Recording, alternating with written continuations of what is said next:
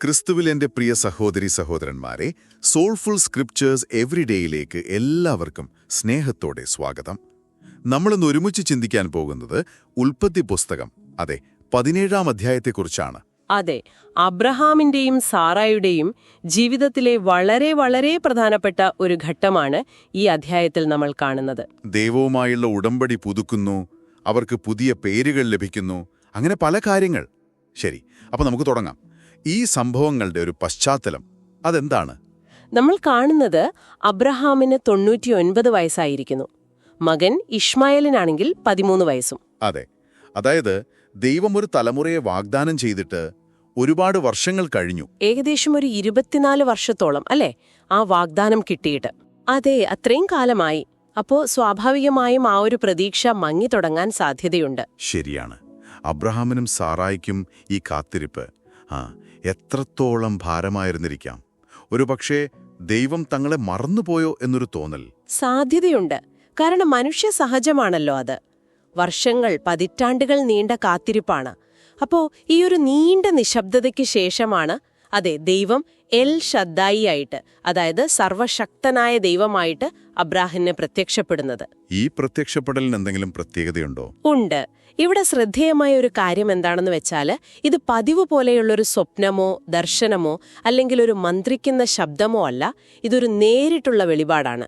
ദൈവം നേരിട്ട് സംസാരിക്കുന്നു. അത് അക്കാലത്ത് അത്ര സാധാരണമായിരുന്നില്ല. ശരി ശരി. ഇത് നമ്മുടെയൊക്കെ ജീവിതത്തിലെ കാത്തിരിപ്പുകളുമായിട്ട് ബന്ധിപ്പിക്കാൻ പറ്റും. ഒരു ഉത്തരം കിട്ടാതെ അല്ലെങ്കിൽ ഒരു മാറ്റം കാണാതെ നമ്മളിങ്ങനെ കാത്തിരിക്കുമ്പോൾ, ദൈവം ഇടപെടില്ലേ എന്ന് സംശയിക്കുമ്പോൾ, ഒരുപക്ഷെ നമ്മൾ ഒട്ടും പ്രതീക്ഷിക്കാത്തൊരു രീതിയിലോ സമയത്തോ ആയിരിക്കാം ദൈവിക ഇടപെടലുണ്ടാവുക. ഈ വെളിപാടിലാണല്ലോ ഉടമ്പടി പുതുക്കുന്നത്. ഞാൻ നിന്നെ ബഹുജാതികൾക്ക് പിതാവാക്കും എന്ന വാഗ്ദാനം ഒന്നുകൂടി ഉറപ്പിക്കുന്നു. അതെ, അവിടെയാണ് ആ ഉടമ്പടി ഒന്നുകൂടി സ്ഥിരീകരിക്കുന്നത്. അതിന്റെ ഭാഗമായിട്ടാണ് ആ പേരുമാറ്റം വരുന്നതല്ലേ?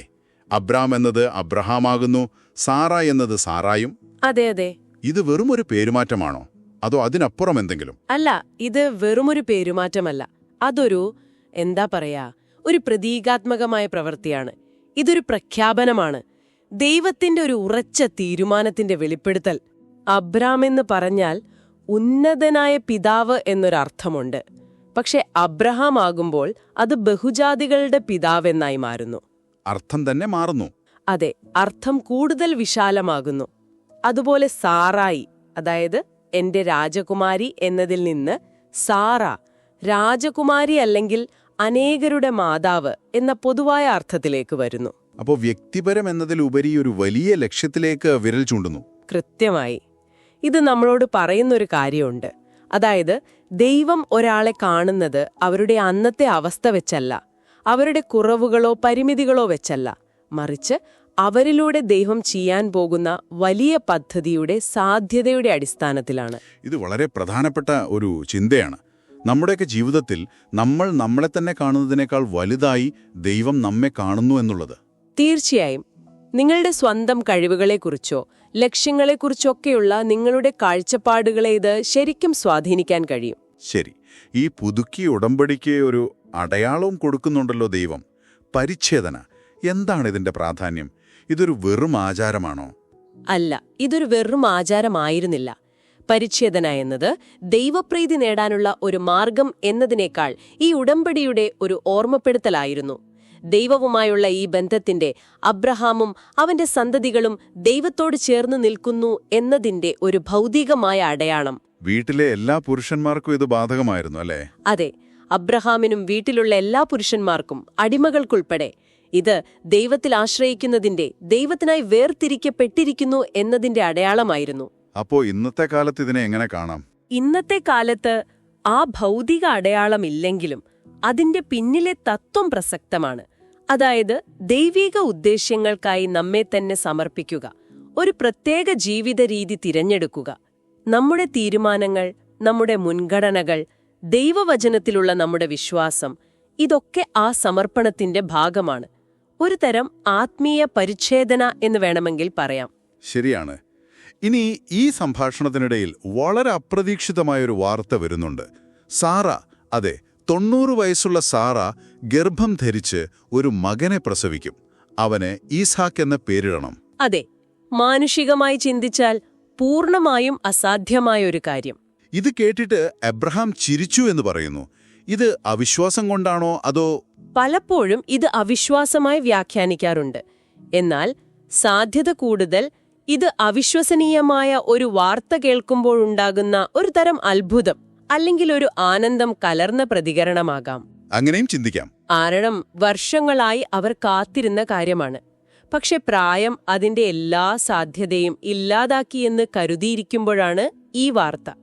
ഇസ്ഹാക്ക് എന്ന പേരിന് ചിരി എന്നാണ് അർത്ഥം, അല്ലേ? അതെ, അവൻ ചിരിക്കുന്നു അല്ലെങ്കിൽ ചിരി, ആ പേര് തന്നെ ഒരു വലിയ സന്ദേശം നൽകുന്നുണ്ട്.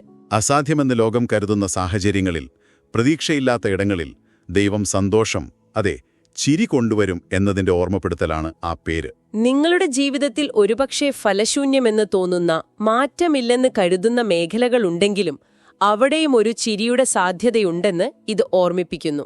തീർച്ചയായും ദൈവം അത്ഭുതം പ്രവർത്തിക്കാൻ കഴിവുള്ളവനാണ്. അതേസമയം അബ്രഹാമിന് തന്റെ ആദ്യ മകനായ ഇഷ്മായേലിനെക്കുറിച്ചും ഒരു ചിന്തയുണ്ട്. ഇഷ്മായേൽ നിന്റെ മുമ്പാകെ ജീവിച്ചിരുന്നെങ്കിൽ മതിയായിരുന്നു എന്ന് അബ്രഹാം പറയുന്നുണ്ട്. അതെ, ഒരു പിതാവിന്റെ സ്വാഭാവികമായ ആഗ്രഹമാണത്. ഇതിനോട് ദൈവം എങ്ങനെയാണ് പ്രതികരിക്കുന്നത്? ഇഷ്മായേലിനെ തള്ളിക്കളയുകയാണോ? അല്ലെ, അവിടെയും നമ്മൾ ദൈവത്തിന്റെ കരുണ കാണുന്നുണ്ട്. ദൈവം പറയുന്നുണ്ട്, ഇഷ്മായേലിനെക്കുറിച്ചുള്ള നിന്റെ അപേക്ഷ ഞാൻ കേട്ടിരിക്കുന്നു, അവനെയും അനുഗ്രഹിക്കുമെന്നും ഒരു വലിയ ജാതിയാക്കുമെന്നും വാഗ്ദാനം ചെയ്യുന്നുണ്ട്.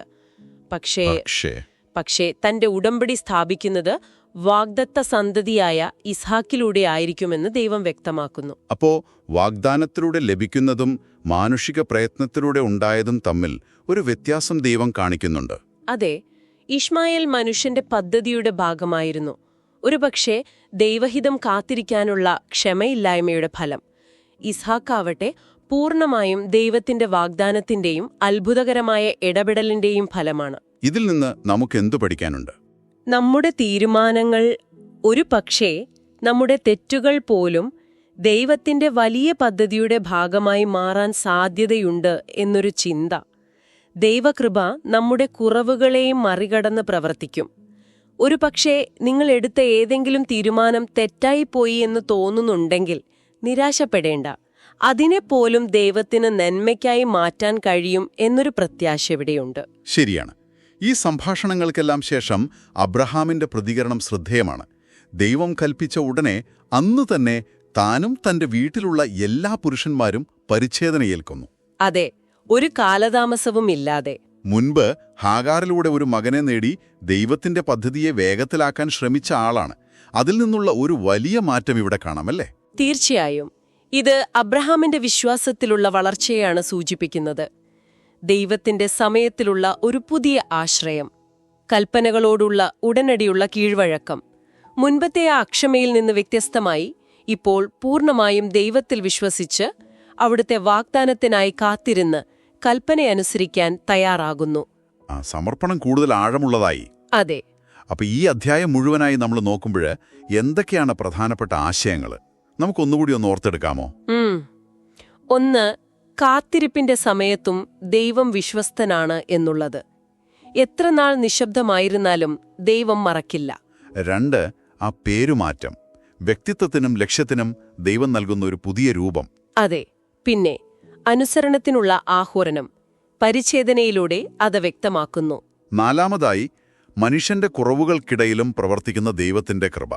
ഇഷ്മായേലിന്റെ കാര്യം അതാണ് കാണിക്കുന്നത്. ഇങ്ങനെയാണ് പ്രിയ സഹോദരങ്ങളെ ഇന്നത്തെ നമ്മുടെ ജീവിതവുമായി ബന്ധപ്പെടുന്നത്. ഇത് വളരെ പ്രസക്തമാണ്. കാരണം നാം എല്ലാവരും ജീവിതത്തിൽ പല കാര്യങ്ങൾക്കായി കാത്തിരിക്കുന്നവരാണ്, അല്ലേ? ശരിയാണ്. ഒരു ജോലി, ഒരു ബന്ധം, രോഗശാന്തി, അല്ലെങ്കിൽ ആത്മീയമായ ഒരു മുന്നേറ്റം. അതെ. അപ്പോ കാര്യങ്ങൾ നമ്മുടെ സമയത്തിനനുസരിച്ച് നടക്കാതെ വരുമ്പോൾ നമ്മൾ അക്ഷമരാവും. ചിലപ്പോൾ അബ്രഹാം പണ്ട് ചെയ്തതുപോലെ സ്വന്തം നിലയ്ക്ക് കാര്യങ്ങൾ ശരിയാക്കാൻ നോക്കും. അതെ, മാനുഷികമായി ശ്രമിക്കും. എന്നാൽ ഈ ഭാഗം നമ്മെ ഓർമ്മിപ്പിക്കുന്നത് ദൈവത്തിന്റെ സമയം നമ്മുടേതിൽ നിന്നും വ്യത്യസ്തമാണെങ്കിലും അതിനൊരു ലക്ഷ്യമുണ്ട് എന്നാണ്. ഒരു പക്ഷേ ആ കാലതാമസം നമ്മെ ഒരുക്കാനുള്ളതാവാം. അതൊരു നിഷേധമല്ല, ഒരുക്കമാണ്. അതെ. പിന്നെ ആ പേരുമാറ്റത്തിന്റെ ആശയം. ദൈവം നമ്മെ കാണുന്നത് നമ്മുടെ ഇപ്പോഴത്തെ അവസ്ഥയിൽ മാത്രമല്ല, നമ്മൾ ആയിത്തീരേണ്ട ആ സാധ്യതയിലാണ്. അവിടുന്ന് നമ്മെ കാണുന്നത് നാം ആയിരിക്കുന്നത് പോലെയല്ല, മറിച്ച് അവിടുന്ന് നമ്മെ ആക്കാൻ ഉദ്ദേശിക്കുന്നത് പോലെയാണ് എന്ന ആ ചിന്ത, അത് വലിയൊരു പ്രോത്സാഹനമാണ്. ശരിയാണ്. ലോകം ഒരുപക്ഷെ നമ്മുടെ കുറവുകൾ വെച്ച് നമ്മളെ അളക്കുമ്പോൾ ദൈവം നമ്മുടെ സാധ്യതകളെയാണ് കാണുന്നത്. അതെ. അതുപോലെ പരിച്ഛേദനയുടെ ആത്മീയ അർത്ഥം ഒരു ലക്ഷ്യത്തിനായി വേർതിരിക്കപ്പെടുക, ദൈവത്തിനായി സമർപ്പിക്കുക എന്നുള്ളത്, അത് നമ്മുടെ ഇന്നത്തെ തീരുമാനങ്ങളിലൂടെയും ജീവിതശൈലിയിലൂടെയും പ്രകടമാക്കാൻ നമുക്ക് സാധിക്കും. ഇശ്മായേലിനോടുള്ള ദൈവത്തിന്റെ സമീപനവും നമ്മെ ചിന്തിപ്പിക്കണം. നമ്മുടെ തെറ്റായ തീരുമാനങ്ങളുടെ ഫലങ്ങളെപ്പോലും ദൈവം പൂർണ്ണമായി തള്ളിക്കളയുന്നില്ല. അതെ, അവിടെ ദൈവകൃപയുടെ ആഴം കാണാം. നമ്മുടെ വീഴ്ചകളെപ്പോലും അവിടത്തെ വലിയ പദ്ധതിയുടെ ഭാഗമാക്കാൻ, അതിൽ നിന്ന് നന്മ പുറപ്പെടുവിക്കാൻ ദൈവത്തിന് കഴിയും. ഇത് വഴിതെറ്റിപ്പോയി എന്ന് ചിന്തിക്കുന്നവർക്ക് വലിയ ആശ്വാസം നൽകുന്നൊരു കാര്യമാണ്. പിന്നെ ആ ചിരി, ഇസാക്ക്, അത് വളരെ മനോഹരമായ ഒന്നാണ്. നിരാശയുടെയും വന്ധ്യതയുടെയും നടുവിൽ ദൈവം നൽകുന്ന അപ്രതീക്ഷിത സന്തോഷം. നമ്മുടെ ജീവിതത്തിലെ ഏറ്റവും വരണ്ട, പ്രത്യാശയില്ലാത്തതെന്ന് തോന്നുന്ന അനുഭവങ്ങളിൽ പോലും മനോഹരമായ എന്തെങ്കിലും സംഭവിക്കാൻ സാധ്യതയുണ്ടെന്നുള്ളൊരു ഓർമ്മപ്പെടുത്തൽ. അപ്പോ ചുരുക്കത്തിൽ ഉൽപ്പത്തി 17 നമ്മെ പഠിപ്പിക്കുന്നത് കാത്തിരിപ്പിലും വിശ്വസ്തനായ, നമ്മെ രൂപാന്തരപ്പെടുത്താൻ ആഗ്രഹിക്കുന്ന, നമ്മുടെ കുറവുകളോട് കരുണ കാണിക്കുന്ന, അസാധ്യമായ സാഹചര്യങ്ങളിൽ സന്തോഷം നൽകാൻ കഴിവുള്ള ഒരു ദൈവത്തെയാണ്. അതെ, വളരെ ശരിയാണ്. ഉൽപ്പത്തി 17ലൂടെയുള്ള നമ്മുടെ ഈ യാത്ര അബ്രഹാമിന്റെയും സാറായുടെയും വിശ്വാസയാത്രയിലെ പ്രധാനപ്പെട്ട ചില കാര്യങ്ങൾ മനസ്സിലാക്കാൻ നമ്മെ സഹായിച്ചുവെന്ന് വിശ്വസിക്കുന്നു. ഇതിൽ നിന്നെല്ലാം ഉരുത്തിരിയുന്നൊരു ചിന്തയുണ്ട്. അത് നമ്മുടെ ശ്രോതാക്കളുമായി പങ്കുവെക്കാൻ ആഗ്രഹിക്കുന്നു. നിങ്ങൾ ഇതൊന്ന് ആലോചിച്ചു നോക്കുക. അബ്രഹാമിനെയും സാറായെയും പോലെ ഒരു പുതിയ പേര്, അല്ലെങ്കിൽ ദൈവം നിങ്ങൾക്ക് നൽകുന്ന ഒരു പുതിയ ലക്ഷ്യം, ഒരു പുതിയ തിരിച്ചറിവ്, ഈയൊരു ആശയം ഉൾക്കൊള്ളുന്നത് നിങ്ങളുടെ ഇപ്പോഴത്തെ കാത്തിരിപ്പിന്റെയോ വെല്ലുവിളിയുടെയോ കാലഘട്ടത്തെ നിങ്ങൾ സമീപിക്കുന്ന രീതിയെ എങ്ങനെ മാറ്റിയേക്കാം? വളരെ ആഴത്തിലുള്ളൊരു ചോദ്യമാണ്. നമുക്കെല്ലാവർക്കും ചിന്തിക്കാൻ വക നൽകുന്ന ഒന്ന്. നമുക്ക് ഒരുമിച്ച് പ്രാർത്ഥിക്കാം.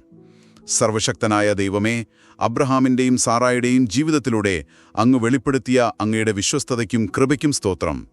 ഞങ്ങളുടെ കാത്തിരിപ്പിന്റെ നിമിഷങ്ങളിൽ അങ്ങയുടെ സമയത്തിൽ ആശ്രയിക്കാനും അങ്ങയുടെ വാഗ്ദാനങ്ങളിൽ വിശ്വസിക്കാനും ഞങ്ങളെ സഹായിക്കണമേ. കർത്താവേ, ഞങ്ങളുടെ കുറവുകളെയും ബലഹീനതകളെയും അങ്ങ് അറിയുന്നുവല്ലോ.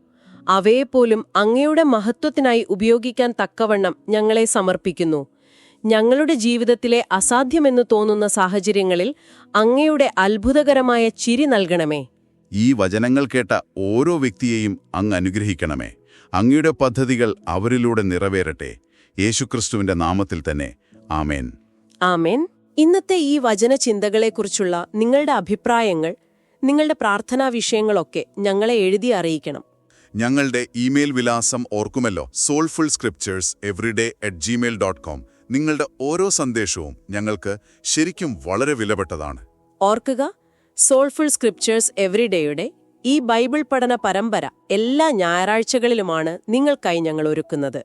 അപ്പോ അടുത്ത ആഴ്ച പുതിയൊരു ദൈവവചന ചിന്തയുമായി നമുക്ക് വീണ്ടും കാണാം. അതുവരെ എല്ലാവർക്കും സർവശക്തനായ ദൈവത്തിന്റെ കൃപയും സമാധാനവും നേരുന്നു. ദൈവം നിങ്ങളെ ഓരോരുത്തരെയും സമൃദ്ധമായി അനുഗ്രഹിക്കട്ടെ.